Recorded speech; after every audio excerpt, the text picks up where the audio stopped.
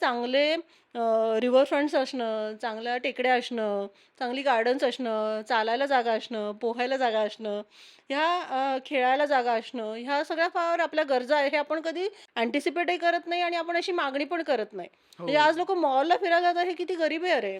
तू सांग, आज का जाऊन लोकं मरीन ड्राईव्हवर बसतात तुमच्याकडे? हं? ते कुठल्या स्विमिंग टँकच्या जवळ असतील का? मरीन ड्राईव्ह कारण त्यांना समुद्र आणि त्या लाटा आणि ते खुलं आकाश. आज तुम्हाला आकाश बघायला सुद्धा एवढं चतकोर आकाश दिसतं मुंबईत. तुम्हाला समुद्राकडेच यायला लागतं. त्याच्याशिवाय तुम्हाला अवकाशच उघडत नाही तुमचं. आता कुंभार वाडा आहे. तर हां. कुंभारांना काय गरजेचं? तर पाणी गरजेचं आहे. मग त्यांची सेटलमेंट पाण्याच्या शेजारी आली. कागजी पुरा आहे. कागद धुवायला लागतो म्हणून त्यांची सेटलमेंट पाण्याच्या शेजारी आली.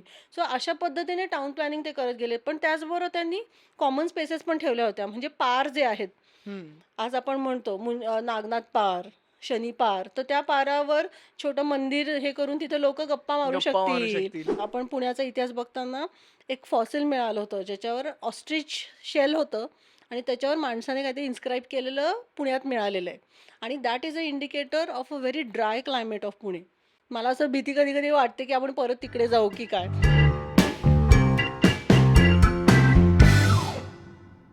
हॅलो, हा पॉडकास्ट मी असाच करणार आहे कारण सालिताने आल्या एक आंब्याची पिशवी हातात दिलेली आहे. तर हाय, मी इंद्रजित आणि हा आहे बेसिक गोष्टींचा पुढचा एपिसोड ज्यामध्ये आपल्यासोबत सायलीताई आहे. हे आंबे सायलीताईच्या शेतातनं आले आहेत आणि सायलीताई एक फार्मर आहे. तू how would you put it? मी न्यू अर्बन प्रिव्हिलेज्ड फार्मर आहे.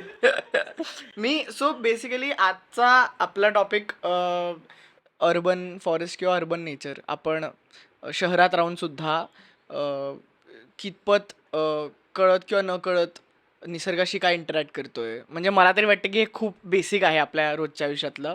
आपण म्हणजे आपल्या खिडकीच्या बाहेरचं झाड पण आपल्याला अख्ख्या वर्षामध्ये कधीतरी आपण जरी बघितलं तरी ते बदललेलं दिसतं थोडं तरी.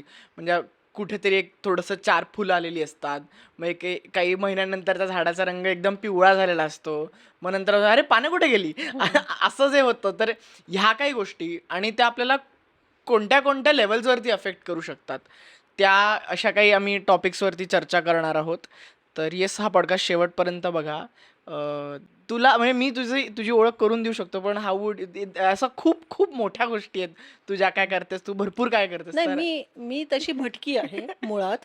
त्या भटकण्यासाठी मी पर्यावरण आणि इतिहास, पुरातत्व ह्या विषयांमध्ये काम करते. शेती करते कारण आम्ही पहिल्यांदा भेटलो तेव्हा सायलीताई म्हणाली की मला माझे मित्र इंडियाना जोन्स बोलवतात.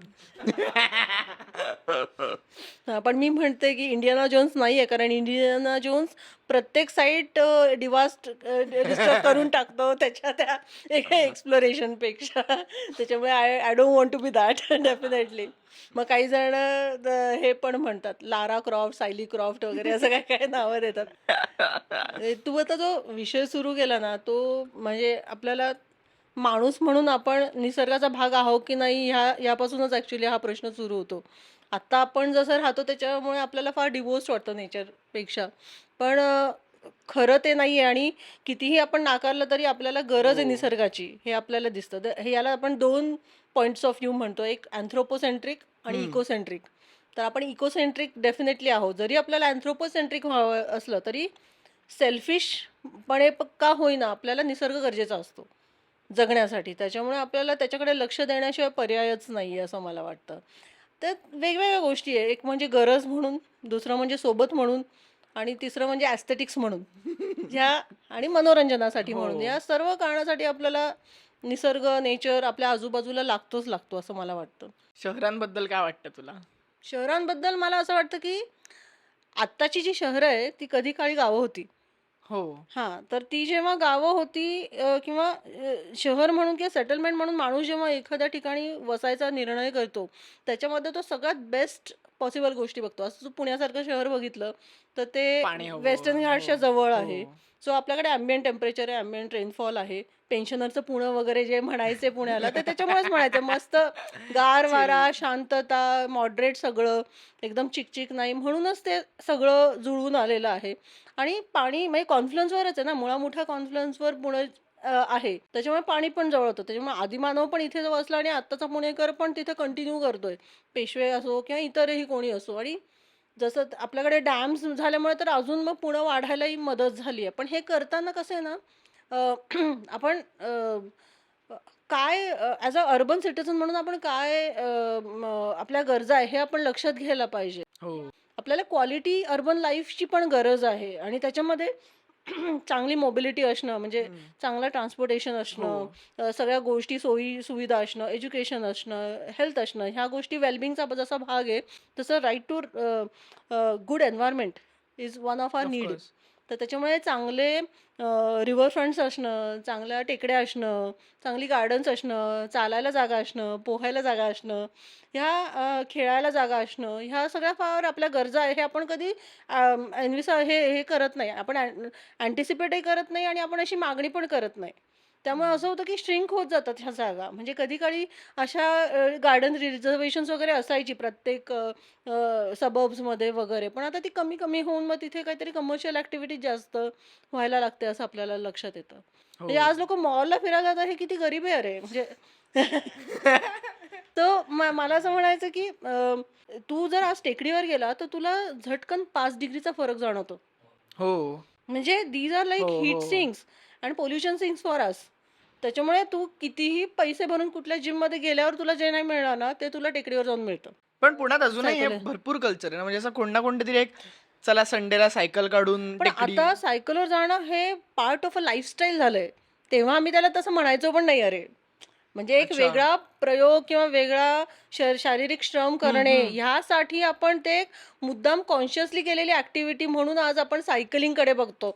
हेल्मेट घालून एकदम सगळ्यात महागाची सायकल घेऊन आज लोकं टोळीने बाहेर पडतात. तेव्हा तसं नाही. तेव्हा ती गंमत किंवा लहानपणीची गंमत म्हणून हो. पळायचो. त्याच्यामुळे त्याच्यातला थोडा तो फरक आहे. म्हणजे अर्थात त्याच्यातूनच आपलं अर्बन होणं जास्त ठसत जातं आपल्या एकूण वागण्यामधलं. पण मला असं वाटतं तेही चांगलं आहे. म्हणजे कॉन्शियसली लोकं काहीतरी करणं, समजून-उमजून करणं याला पण एक महत्त्व आहे असं मला हो. वाटतं. म्हणजे मी पुण्यात नाही राहत, तर ह्या हं. गोष्टीला मी मुंबईशी रिलेट करू शकतो, हां. की तू एक 15 पण नाही 10 किलोमीटर चाललीस तर तुला मेट्रो लागतेय हां. आणि 10 किलोमीटर आत गेलीस म्हणजे हं. आरेसारख्या ठिकाणी हं. तुला आदिवासी गाव लागतंय एक्झॅक्टली. आणि त्यामध्ये अशी एक फारच थिन लाईन आहे. हं. नाही आजही तू बघितलंस ना बोरिवली नॅशनल पार्कमध्ये किती लोकं फिरायला जातात? हं. तिकडचे जिम्स फार काही चालत असतील असं मला वाटत नाही. कारण ते इतकं सुंदर आहे सगळं ॲटमॉस्फिअर की तुम्हाला तिथेच जावंसं वाटतं. हो. आणि मला हेही छान वाटतं की आपण कोएक्झिस्ट करू शकतो. म्हणजे लोकं जेव्हा आता तिथे ते लेपर्ड आणि बिबटे वगैरे सापडतात, तर लोकं घाबरतात. पण आता it is a way of life also, की ते दोघंही कोएक्झिस्ट करतात. Leopard can live near the urban areas आणि hmm. People also can live around the jungles. As long as they are not in conflict it is okay ना. Hmm. तर म्हणजे ते पण इंटरेस्टिंग आहे, की त्यांनी पण अडॉप्ट करून घेतलेलं आहे आपल्याला त्यांच्याबरोबर. सो हं. पुण्याचं जे तुम्हाला हं. ह्या पॉडकास्टच्या आधी तुम्हाला पुण्याबद्दल सांगत होते की हं. कोणतंही शहर बनण्यासाठी काय व्हावं लागतं, हं. तर तसं पुण्याबद्दल तुला तुझं काय हे आहे की. म्हणजे एक तर कसं आहे नदीकाठी असलं तरी नदीच्या काठी सेफ जागा असणं गरजेचं असतं. तर नदी अशी मिॲन्डर होत असते त्याच्यामुळे ते जे हम्म. उंचवटे असतात तिथूनच पुणं सुरू झालं. जे कसबा पेठ वगैरे एरिया आहे ना शनिवारवाड्याच्या जवळचा, ते पुण्याचं एपिसेंटर आहे जिथून पुणं सुरू झालं. हम्म. तर ते आणि तिथे कसं की गवताळ याच्यामध्ये त्यांना हंटिंग पण करता येत होतं, फिशिंग पण करता येत होतं म्हणून माणूस इथे आधी राहिला असं आपल्याला दिसतं. आता मग गरजा अर्थात प्रत्येक काळामध्ये बदलत गेलेल्या आहेत. म्हणजे मग विविध राज्यकर्त्यांनी पाण्याच्या सोयी जास्तीत जास्त करायला सुरू केल्या. कारण आधी फक्त सीझनल आपल्या काही नद्या पेरेनियल नाही आहेत. मग विहिरी करायला लागल्या, मग काही तलाव बांधायला लागले, मग कात्रजसारखी लाईन आली की जिथून पाणी आणलं गेलं. मग ते सगळीकडे फिरवलं, त्याच्यावर पेठांची डेव्हलपमेंट झाली. म्हणजे पेशवेकालीन असं होतं की एक जसे टाउन प्लॅनिंग स्कीम असते ना, तसे हम्म. शेटे महाजनसारखे लोकं होते, कम्युनिटीज होती, त्यांना द्यायचे. की एक पेठ तुम्ही वसवायची. तर ती पेठ कशी वसवायची? की त्याच्यामध्ये व्यवसायाभिमुख सेटलमेंट असते. हम्म. की शिंपी एका लाईनीत, एका मग लाईनीत. शिंपी गल्ली आली. मग बुरुड एका लाईनीत, मग बुरुड गल्ली आली. ओ. मग त्यांना काय गरजेचं आहे? आता कुंभार वाडा आहे. तर हा. कुंभारांना काय गरजेचं? तर पाणी गरजेचं आहे. मग त्यांची सेटलमेंट पाण्याच्या शेजारी आली. कागजी पुरा आहे, कागद धुवायला लागतो म्हणून त्यांची सेटलमेंट पाण्याच्या शेजारी आली. सो अशा पद्धतीने टाउन प्लॅनिंग ते करत गेले. पण त्याचबरोबर त्यांनी कॉमन स्पेसेस पण ठेवल्या होत्या. म्हणजे पार जे आहेत, हम्म. आज आपण म्हणतो नागनाथ पार, शनी पार, तर त्या पारावर छोटं मंदिर हे करून तिथे लोक गप्पा मारू गप्पा मारू शकतील. शकतील. तिथे तुळशीबाग, बेलबाग अशा बागा आल्या. नंतर हौद असायचे आपल्याकडे, बदामी हौद आहे, नानांचा हौद आहे, फडके हौद आहे, तर असे हौद आले. सो लोकांना पाण्याची गरज आहे, लोकांना फिरायची गरज आहे, लोकांना काय म्हणता येईल, गार्डनमध्ये जायची गरज आहे, फुलांची गरज आहे, लोकांना बाजारपेठ आहे आणि स्त्रियांना सेफली बाजार करता यावा म्हणून तुळशीबाग सारखा एरिया डेव्हलप होतो. अशा सगळ्या गोष्टी त्या डेव्हलप पण व्हायच्या. म्हणजे सेफली म्हणजे काय? सेफली म्हणजे तेव्हा विविध कम्युनिटीज एकमेकांमध्ये मिक्स व्हायच्या हम्म, नाही. हम्म. तर मग त्यांना भीती वाटायची की आपले ते बोहरे समाजांच्या याच्यात रविवार हा, पेठेत कशाला ऑफकोर्स. पाठवायचं बायकांना, आपल्या बायका इकडेच गेलेल्या बऱ्या, असं ब्राह्मणी लोकांना वाटायचं. म्हणून मग त्यांनी तुळशीबाग डेव्हलप केली. आणि तिथे कसं की सगळं म्हणजे बाहुलीपासून सगळं संसाराला जे काही लागेल ते सगळं एकाच ठिकाणी मिळायचं. म्हणजे गंगावन पासून पहिलं गंगावन तुळशीबागेत मिळायला लागलं. अशा आपल्याला खूप इंटरेस्टिंग नोंदी मिळतात. तर आता ते मला कळत, नाव इट मेक सेन्स की ते अशा छोट्या भातुकलीच्या गोष्टी काय टीच देम हा यंग ते सगळं म्हणजे खेळणं पाहिजे मर्तिकेपर्यंत. तुला, हे घे चमचा, हे छोटा गॅस बघ कसं लावतात तुला असं नाही, ते काहीतरी. कंडिशनिंग डेफिनेटली आहे. पण ते त्या काळानुरूप आपल्याला दिसतं की अशा त्यांच्या ज्या मेडिव्हल काळातल्या गरजा आहेत हो. त्याच्यासाठी त्यांनी केलेलं आहे. तेव्हा इव्हन आणि ते रस्ते जे आहेत ना, आज आपल्याला वाटतं किती छोटे-छोटे रस्ते केलेत, हे एवढ्या गल्ल्यांमध्ये कोण जायचं? तर तेव्हा मेनली पेडेस्ट्रियन ट्रॅफिक असायची आणि हो. बैलगाडी. त्याच्यामुळे त्यांना एक्सपेक्टच नव्हतं मोठ्या-मोठ्या चारचाकी गाड्या याच्यावरून जातील. त्याच्यामुळे त्यांनी रस्ते लहानच ठेवलेले लहानच आहेत. ठेवलंय. मग आज आपल्याला त्याच्यामुळे खूप अवघड होतं की अरे, how does a medieval city like central Pune connect with a cantonment area which is a colonial city and then it connects with the modern city. तर ते हो. आपल्याला ते खरं म्हणजे जे आपले जे नगररचना तज्ञ आहेत त्यांच्या समोर हे चॅलेंज आहे की हे त्यांनी कसं केलं पाहिजे. हम्म. म्हणजे तू ह्याबद्दल तर बोलतेस तर म्हणजे तू तू एक्सटेन्सिव्हली फिरली आहेस, तू स्वतः पुण्यात राहते, हम्म, तू शहर हॉप केलेली आहेस, हम्म, आणि तुझं काम बऱ्यापैकी गावातल्या भरपूर इंटिरियर हम्म, ह्याच्यामध्ये पण आहे. हम्म, तर तू असं कुठेतरी तू एके दिवशी ह्या मंदिरामधल्या हे हे ह्या तारखेचं होतं असं काहीतरी गोष्ट सांगशील, आणि मग म्हणजे तू सगळ्या गोष्टीला इंटिरियर्स मध्ये पण जाऊन बघितलं, आणि यू नो हम्म, अ जनरल आयडिया ऑफ की शहर कसं बनतं. हम्म.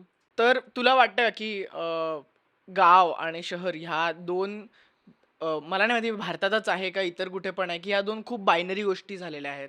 आणि उलट आधी होत्या आणि आता त्या कमी होत चालल्यात. म्हणजे थोडं दुर्दैवाने म्हणायला लागेल की मला नेहमी गाव का आवडतं की ते सेल्फ सफिशियंट युनिट सारखं वागतं. नाही, हम्म, मी हम्म. बायनरी काय म्हणालो, कारण हा. आता गाव म्हटलं की गावाची एक पूर्णच वेगळी संस्कृती होते, आणि शहर म्हटलं की शहराची एक पूर्णच वेगळी संस्कृती होते. वेरॅज गावातले काही ॲस्पिरेशन गोष्टी आहेत की यार, म्हणजे आता हम्म, मुंबईच्या आजूबाजूची गावं आहेत, तिकडची तरुण मुलं मुंबईत सेटल झालेली आहेत, शिफ्ट झालेली आहेत. हम्म. आणि आता बरीच अशी गावं आहेत जिथे सगळी लहान मुलं किंवा म्हातारी कोतारी माणसं आहेत. हो. तर ही ही असा एक खूप मोठा डिवाइड तुला दिसतो का, का नाही हा डिवाइड? हा नाही, डिवाइड आहे. इनफॅक्ट ह्या ॲस्पिरेशनमुळे तो डिवाइड कमी होतोय आणि ते शहरीकरण आता गावांकडे येत चाललंय. ते पण people are aspiring to become शहरी. पण मला असं वाटतं की आपल्याकडे जे आता साधं कोरोनाचं उदाहरण घे. जेव्हा कोरोना आला तर many people went back to their original homes आणि उलट त्यांना गावाकडे राहणं जास्त सेफ वाटायला लागलं. तर तसं गावामध्ये लोकांना जास्त नॅचरली कनेक्टेड हो. वाटतं. पीपल आर कनेक्टेड मोर. तसंच पण एक आहे की माझं याच्याबद्दल मत जरा काही बाबतीत आहे की I see lot of caste system in villages which I don't see in cities. Cities. सिटीमध्ये एखादा नवीन माणूस त्याला हवा त्या एक्सपोजर प्रमाणे त्याच्या करिअर ऑप्शन जास्त चांगल्या पद्धतीने एक्सप्लोर करू शकतं. म्हणजे हा तर ऑप्शन अजिबात असू शकत नाही की आपण गावातली सिस्टीम परत हा, हे रिवाईव्ह केली पाहिजे. करणं हे हा नाहीये. म्हणजे मला असं वाटतं की गावातल्या ज्या चांगल्या गोष्टी आहेत, म्हणजे एकतर गावामध्ये सोशल लाईफ खूप चांगलं असतं. म्हणजे लोक एकमेकांशी बोलून एकत्र गोष्टी करत असतात. आज गाव पातळीवर ग्रामपंचायत आणि याच्यामध्ये निर्णय पण बऱ्यापैकी लोकांना एकत्र येऊन जास्त सिटिझनशिप जास्त चांगली वाटते मला अनेक गावांमध्ये, जी शहरांमध्ये कसं आहे की आपण इतके आता प्रिव्हिलेज झालोय की मोहल्ला कमिटी, आपल्या गल्लीतल्या कचऱ्याच्या समस्या वगैरे याच्याकडे आपण बघत पण नाही. आपल्याला जेव्हा न्यूसन्स व्हायला लागतो की अरे कुत्री हो जास्त झाली आहे, कचराच पडलाय, इथे खोदूनच ड्रेनेजच उघडं करून ठेवले, मग आपल्या अरे यार काय हे किती त्रास, हो आपण असं हळहळतो आणि आपण पुढे चालायला पुढे लागतो. जातो. आपण एक नागरिक म्हणून जाऊन त्याच्याबद्दल काहीच करत नाही. ॲक्चुअली आपल्याकडे 73rd 74th अमेंडमेंटमध्ये इव्हन अर्बन एरियाजमध्ये पण अशा मोहल्ला कमिटीज असतात. एक अर्बन सिटिझन म्हणून सुद्धा तुम्ही काहीतरी फीडबॅक देणं गरजेचं असतं. तुमच्या राईट्स बरोबर तुमच्या काहीतरी ड्युटीज असतात. तुम्ही इव्हन तुमच्या एरियाचं बजेट डिसाईड करू शकतात. अशा अनेक गोष्टी तुम्ही करू शकतात. पण we don't take part in this citizenry. तर ते मला असं वाटतं की त्याच्याने माणूस जास्त तुटत जातो. हम्म. मग मग you have to make some extra efforts. म्हणजे आता परवाच आमचे काही मित्रमैत्रिणींनी एक असं सायलेंट रीडिंग क्लब काढला, जे सगळे गार्डनमध्ये येऊन लोक वाचणार आहेत. कारण लोक एकमेकांना तशी भेटत पण नाही हो किंवा असे म्हणजे so quality of good urban लाईफसाठी हा जो माणसातला ओलावा आहे तो निर्माण करण्यासाठी आता स्पेशल एफर्ट्स घ्यायला एफर्ट्स लागतात. घ्यावे लागतात. एक्झॅक्टली. तर असं हे आहे आणि निसर्गाबद्दल पण तेच आहे की लोक आज म्हणजे टेकड्यांवर जाणं प्रिफर करतात किंवा नदीकाठी वॉक करणं जास्त प्रिफर करतात, कारण त्याच्याबरोबर त्यांना अनेक गोष्टी दिसत असतात. म्हणजे पण हे फक्त पुण्यातच आहे का सगळीकडे? म्हणजे अनेक मी तर ठिकाणी. मुंबईत हे अजिबातच म्हणजे नाही नाही, मुंबईचे स्कोप पण तू नाहीये. सांग तू सांग आज का जाऊन लोक मरीन ड्राईव्हवर बसतात तुमच्याकडे? हं? ते कुठल्या स्विमिंग टँकच्या जवळ असतील का मरीन ड्राईव्ह? कारण त्यांना समुद्र आणि त्या लाटा आणि ते खुलं आकाश. आज तुम्हाला आकाश बघायला सुद्धा एवढा चतकोर आकाश दिसतं मुंबईत. तुम्हाला समुद्राकडेच यायला लागतं, त्याच्याशिवाय तुम्हाला अवकाशच उघडत नाही तुमचं. आणि ती माणसाची आंतरिक ओढ असते. तो कुठलाही मुंबईचा असो, इथला असो, कुठलाही. जम्मू काश्मीरचा कुठलाही माणूस असो, त्याला ओपननेस हा आवडतो. संध्याकाळी असं वाटतंच की घरात थांबू नये, बाहेर जावं. हम्म. मग आपल्या मित्रमैत्रिणींबरोबर कॉफी प्यावी, कुठेतरी टेकडीवर फिरावं. पुलावर का पोचतात लोक? हा हा. आज पुण्यामध्ये सगळ्यात छान एअर चॅनल हा फक्त पुलाच्या अक्रॉस आहे. तिथूनच वारा वाहतो. त्याच्यामुळे हो. मला असं वाटतं की कपल्सवर बंदी करू नये, लोकांना बसू द्यावं.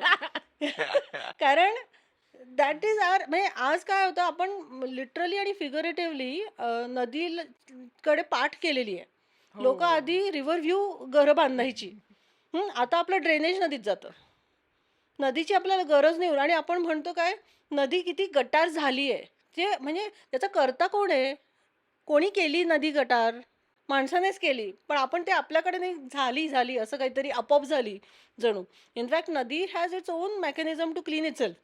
जर तुम्ही त्याला नीट फ्लो ठेवला पाण्याचा, तर ती स्वतःला रिचार्ज करत असते. पुराने जो सगळा गाळ पुढे जात असतो, वेटलँड छान असतात. हो. आजूबाजूला आज बघितलं तर अजूनही आमच्या दत्तवाडीतले सगळे तिथले जे हे गुरांचे गोठे आहेत, तर त्या म्हशी तिथे चरायला येतात. अगदी म्हणजे असं सरियल वाटेल, अगदी गावाकडचं वातावरण वाटेल अशी वातावरण अजूनही आपल्या पुण्यासारख्या शहरात दिसतात तुम्हाला.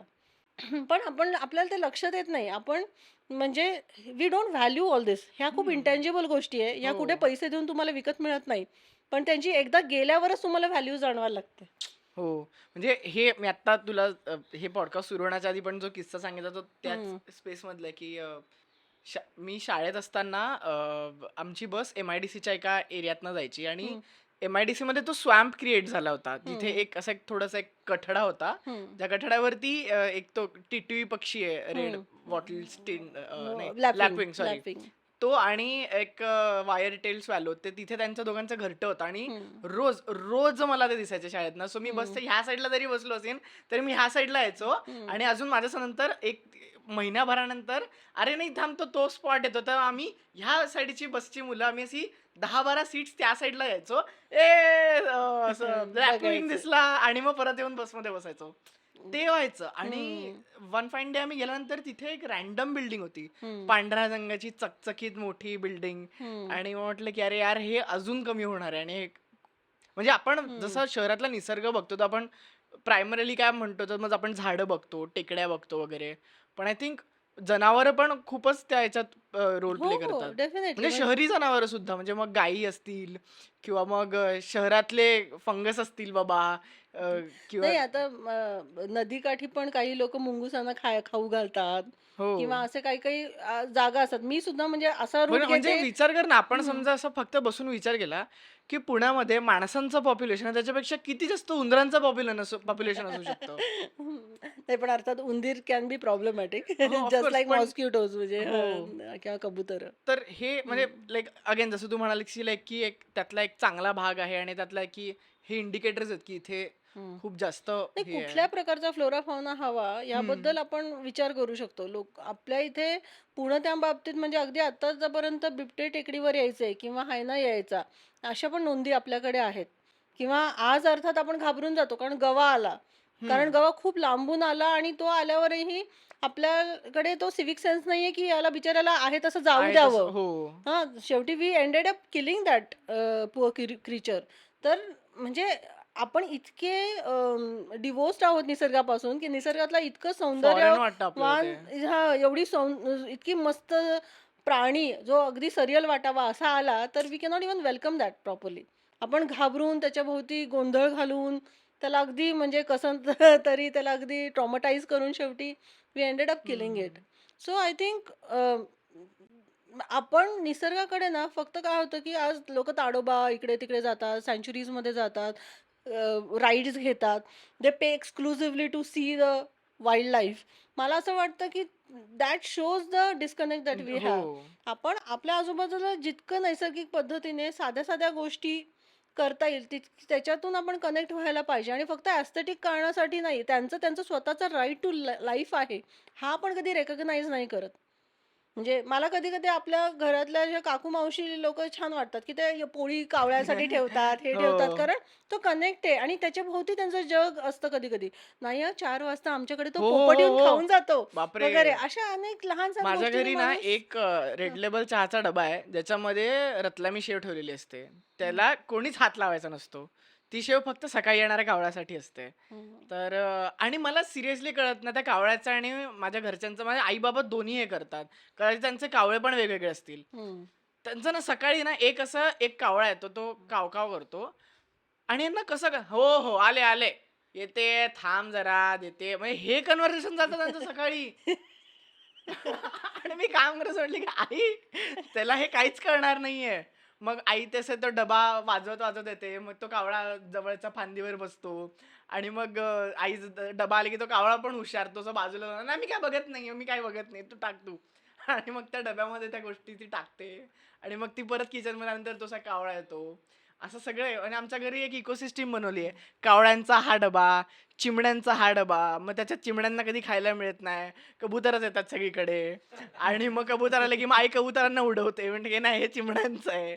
तर असं जरा हं, कॉन्फ्लिक्ट मॅनेजमेंट हं. माझी घरी सतत करत त्याच्यातही असते. मजा असते ना हो, शेवटी. हो. हां. आणि you have good stories to talk about them when you have such things around you. म्हणजे मला लहानपणी म्हणायची, "अरे हे आजोबा आहेत तुझे" किंवा असं काहीतरी. की हे तर खूपच कॉमन नाही आहे आता लहान आपल्यामध्ये. बाळांना नाही का एक घास चिवचा आणि चिवचा. काऊचा करतच खाऊ घालतो ना तसं. पण म्हणजे मला असं वाटतं की आता जरा अर्बन लोक पण जरा जागी व्हायला लागली आहेत. हं. मध्ये आता इथे पुण्याच्या टेकड्यांवर सगळे रोड्स वगैरे प्रपोज हो. होते.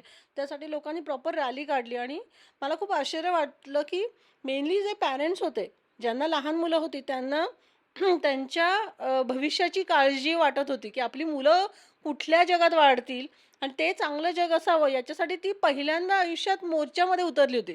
नाहीतर असा आय-टी हं. मधला माणूस, नोकरी करणारा माणूस हा असा जनरल मोर्चामध्ये हो. तुला दिसत नाही किंवा तुम्हाला नेहमी असा बहुजन वर्ग किंवा एखादा अफेक्टेड वर्ग दिसतो. इथे पहिल्यांदा मला असं दिसलं, की हे लोकं आले होते आपल्या मुलांच्या पुढच्या भविष्यासाठी किंवा परवा ते जे रिव्हर फ्रंट हं. डेव्हलपमेंटच्या याच्याबद्दल चिपको आंदोलन एक झालं, हं. नदीचा फ्रंट वाचवायला. तेव्हा पण अशी खूप लोकं आली आणि प्रत्येक जण म्हणजे त्याच्यामध्ये अगदी प्रिव्हिलेज क्लास पण होती, झोपडपट्ट्यातली पण लोकं होती, कागद-काचपत्रा कष्टकरी संघटन पण होतं. सो प्रत्येकाला निसर्ग वेगवेगळ्या लेव्हलला तेवढाच महत्त्वाचा आहे. So hmm. It is actually nature is a great equaliser. It hmm. Brings you back to your own human roots. So मला तर वाटतं, की मी तुला एक प्रश्न विचारणार आहे. त्या प्रश्नाचं उत्तर आपल्या सगळ्यांना सबकॉन्शियसली तर माहितीच आहे. हं, पण जस्ट असं काही-काही एक रिअश्युरन्स आणि एक रिमाइंडर असायला पाहिजे. पण हं. आणि आणि तू ह्या बाबतीमध्ये तुझा अभ्यास सुद्धा आहे ऑब्व्हियसली. तर तुला काय वाटतं, की पर्सनल लेव्हलवरती काय प्रकारे आपण वी कॅन स्टे कनेक्टेड? म्हणजे आता फॉर एक्झाम्पल Instamartवरनं ज्या आपण भाज्या मागवतो हं, आणि आपला एक ओळखीचा एक माणूस असतो जो भाजी, एक काकी असते की अहो आज काय अशी ही भाजी आणली, अहो ना आज ती ही मिळाली असं वगैरे. तर ही पण एक एका प्रकारची सस्टेनेबल पद्धतच झाली. तर तुला काय वाटतं की अशा कोणत्या काही पद्धती आहेत ज्याने वी कॅन नाही try our best to slow down करू शकतो? नाही थांबवू तर नाही शकत ना आपण आपण हे. अनेक गोष्टी करू शकतो. माइंडफुल असणं हा तर डेफिनेटली गरज आहे. आपला आपला फुटप्रिंट कसा आहे ते बघू शकतो. म्हणजे आपण आपल्याला म्हणलं ना, सीझन असेल तर सीझनला अनुरूप गोष्टी खाणे, अनुरूप गोष्टी विकत घेणे. त्या घेताना जास्त मिडलमॅन न जाता डायरेक्टली जितके तुम्ही शेतकरी किंवा त्याच्या जवळचा मधला माणूस असेल एजंट त्याच्याकडून ते घेणे. ह्या गोष्टी तुम्ही करू शकतात. पण बाकी प्लास्टिकचा वापर वगैरे तर अनेकदा हा हा बोलले. म्हणजे आय डोंट वॉन्ट टू बी प्रीची. पण मला असं वाटतं की जास्त डोळसपणे आपण स्वतःलाच विचारलं पाहिजे. आपल्याला हो दुसऱ्याला न दाखवायचं नाहीये की मी खूप इको फ्रेंडली लाईफस्टाईल लिव्ह करते. पण आपल्या चॉईसेसमधून लहानसहान चॉईसेसमधून त्या हे होतात म्हणजे रिफ्लेक्ट होत राहतात. इव्हन साधं घर घेताना लोकं हे बघत नाहीये कारण आपण नदीच्या किती जवळ घर घेतो किंवा डोंगर कापून घर घेतोय का? हे लोकं बघतच नाही. लोकांना सगळं मोठ्या-मोठ्या बिल्डिंग्ज आणि ह्याचं आकर्षण असतं. पण ते करताना कधी-कधी ते फ्लड रिजनमधलं घर घेतात. हम्म. मग उद्या जर पाणी शिरलं बिल्डिंगमध्ये तर तुम्ही कंप्लेंट नाही करता कामा, नाही का? किंवा उद्या आपल्याकडे बऱ्याचदा आता मडस्लाइड्स आणि लँडस्लाइड्सचे प्रकार वाढले आहेत कारण हेवी रेन्स आहेत. हो तर त्याच्यामध्ये मग तुम्ही कंप्लेंट नाही करता कामा, की माझ्या बिल्डिंगला का काही अपाय झाला? अगं हा सेम प्रॉब्लेम दिल्लीमध्ये झालाय. सो दिल्लीमध्ये जे यमुनाचे फ्लड प्लेन्स आहेत तिथे हं. जमिनी स्वस्त होत्या. अच्छा. तर तिथे लोकांनी भरपूर भरपूर भरपूर घर. घरं केली आणि तिथे म्हणजे यमुना ज्या लेवलवरती पोल्युटेड आहे हं, त्या लेवलवर सांगितलं की यमुनाच्या फ्लड प्लेन्स वरती शेती करणं चूक आहे. हं. तर तिथे आत्ता लोक स्वस्तामध्ये जमिनी घेत आहे आणि आणि घर ते त्यांनी त्यांचं असं एक छान असं तंबू बिंबू लावून ॲग्रो फार्म्स असं वगैरे मार्केटिंग केलंय त्यांचं. नाही, आता इव्हन आपल्याकडे जे काही सिमेंटचे रस्ते होतात ते पण प्रॉब्लेमॅटिक आहे. पाणी जे पडतं कसं आहे आपण जर बघितलं ना पुणं कसं असं एक बशीत आहे. बाजूनी सगळ्या टेकड्या हो आहेत आणि मध्ये बशीमध्ये हे आहे. तर पाणी सगळीकडून असं येतं आणि आपण इथे मधल्या भागात राहतो. त्याच्यामुळे आपण जर पाण्याला जिरू नाही दिलं तर ते खाली जाऊन फुगून मग झाडं उखडली जातात. जमिनीचे म्हणजे बिल्डिंगचे पाये उद्ध्वस्त होतात. हम्म. तर आपण त्याला फ्लोच होऊ देत नाही आणि आपण त्याला त्या पाण्याला नदीपर्यंतही पोहोचू देत नाही. तर हे पण आपण बघायला पाहिजे. जे कधी काळी म्हणजे फ्रेश वॉटर स्ट्रीम्स होत्या. आंबील म्हण किंवा नागझरी म्हण, भैरोबा नाला म्हण, त्याला आता सगळे नाले आणि आपण म्हणजे ड्रेन्स म्हणतो त्याला, सुएज ड्रेन्स म्हणतो. तर ते पण खूप बदल आपण केले पाहिजे. म्हणजे हे आता साधं आपण राम नदीचंच आत्ता बोलत होतो, तर नदीला नदीसुद्धा लोकं म्हणत नव्हती, त्याला नाला म्हणत होती. आत्ता कुठे बिचारीला लोकं म्हणायला लागली, की नदी आहे म्हणून असं. सो ह्या गोष्टी आपण आजूबाजूबद्दल जास्त माइंडफुल असणं फार गरजेचं आहे असं मला वाटतं आणि ते लहान-सहान गोष्टीतून करता येतील. म्हणजे हो आणि you can join a group. You need not do it all alone. हम्म. But there are many like-minded people who feel the same thing. One should be able to talk about it and discuss about it and come up with the solutions. पण तुला हे आत्ता आपण sustainability बद्दल खूप बोलतो कारण ह्या विषयावरती आता भरपूर ग्लोबल लेवलला चर्चा चालली आहे. हं. तर तुला असं वाटतं का की म्हणजे आता कोणत्या गावातल्या माणसाला बोललं आणि सस्टेनेबिलिटी सांगितलं त्याला नाही कळणार आहे नाही. काय बोलतं वगैरे. पण गावातल्या पण बऱ्याच अशा गोष्टी आहेत ज्या आपल्या वडिलोपार्जित त्या ह्याच्यात हो. घेऊन चालत आलेल्या आहेत. तर तुला असं वाटतं की सस्टेनेबिलिटी हे एक कमॉडिटी झाली आहे आता का नाही असं हां, थोडा नाहीये? जरा तो म्हणजे खूप ओव्हर म्हणजे यूज्ड आणि अब्युज्ड वर्ड म्हणजे डू यू वाटायला थिंक इट्स लाईक लागतो. A expensive commodity right now?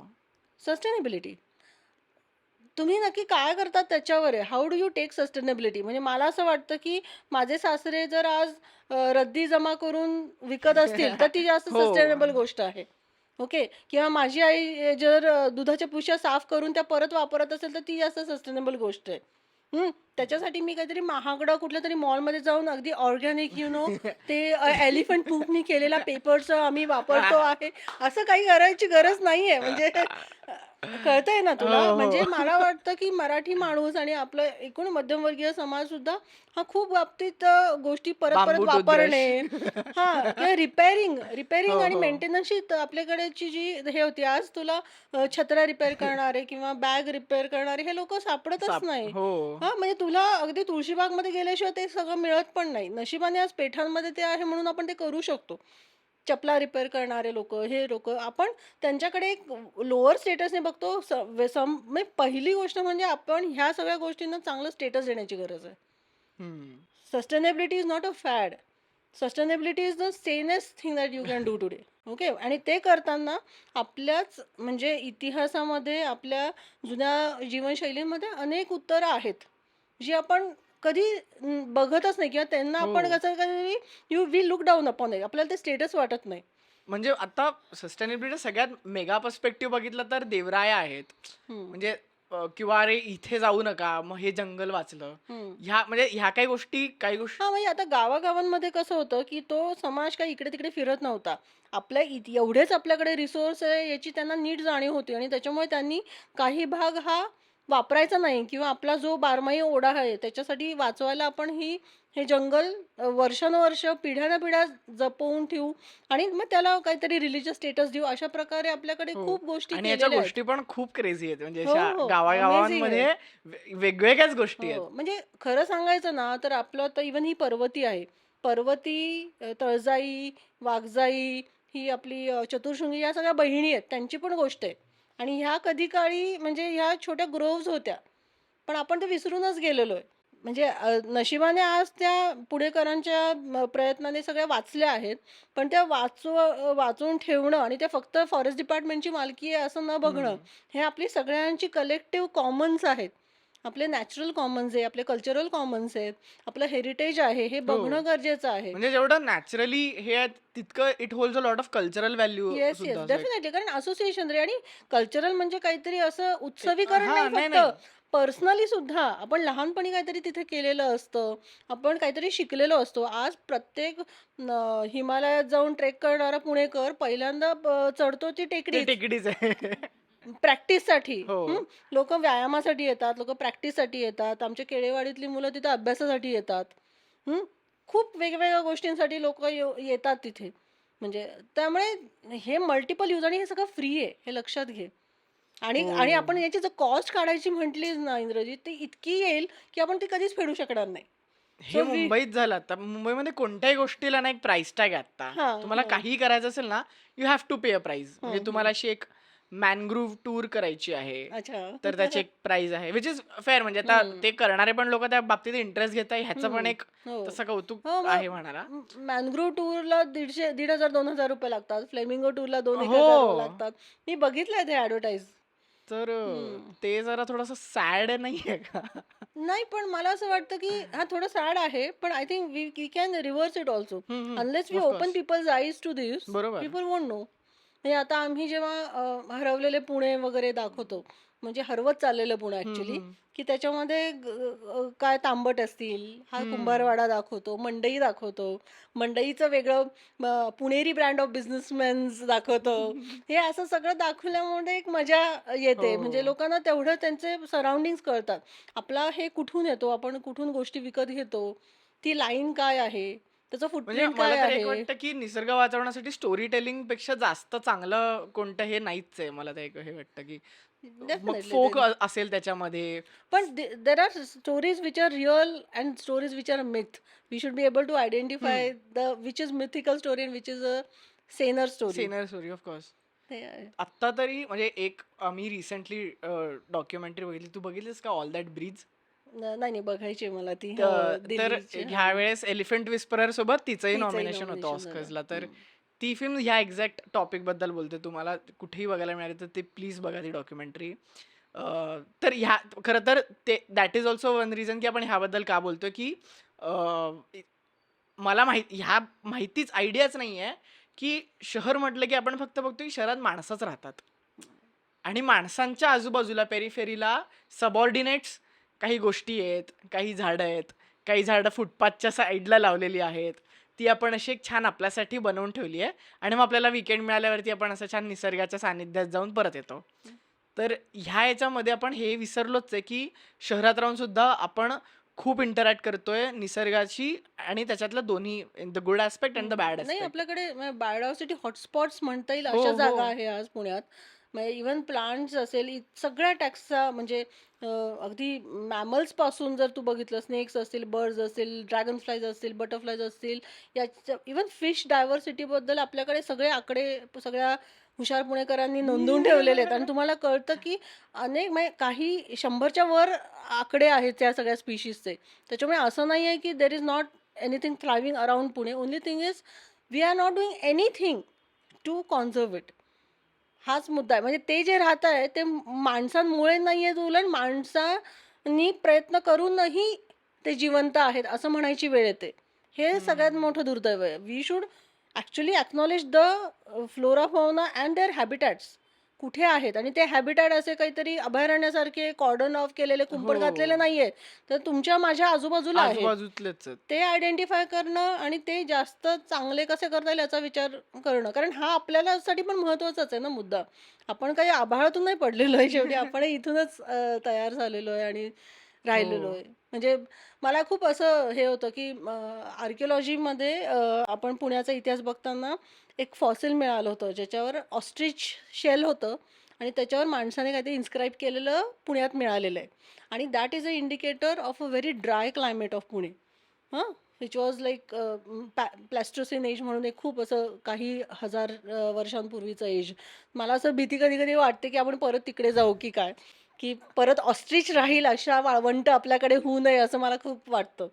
म्हणजे आता कसं झालंय की आता पावसाचं पर्जन्यमान वर खाली होतंय. हम्म. आपल्याकडे 5-5 धरणं आहेत.